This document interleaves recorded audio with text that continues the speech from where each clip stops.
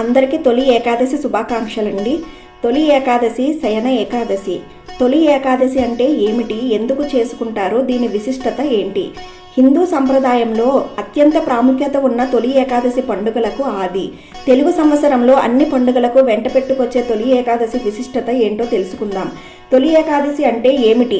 ఆషాఢశుద్ధ ఏకాదశిని తొలి ఏకాదశి అంటారు. సంవత్సరం మొత్తం మీద వచ్చే 24 ఏకాదశులు ప్రతి నెల కృష్ణపక్షంలో ఒకటి, శుక్లపక్షంలో ఒకటి, మొత్తంగా 2 ఏకాదశులు వస్తాయి. ఏదో ఒక ప్రత్యేకత సంతరించుకుంటాయి. ఏకాదశి అంటే 11 అని అర్థం. మనకు ఉన్నటువంటి 5 జ్ఞానేంద్రియాలు, 5 కర్మేంద్రియాలు, వీటిని పనిచేయించే అంతరేంద్రియమైన మనసు కలిపితే 11. ఈ 11 ఏకోన్ముఖంగా పనిచేసే సమయమే ఏకాదశి.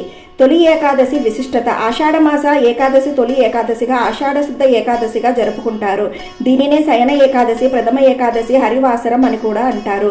ఈ రోజు నుంచి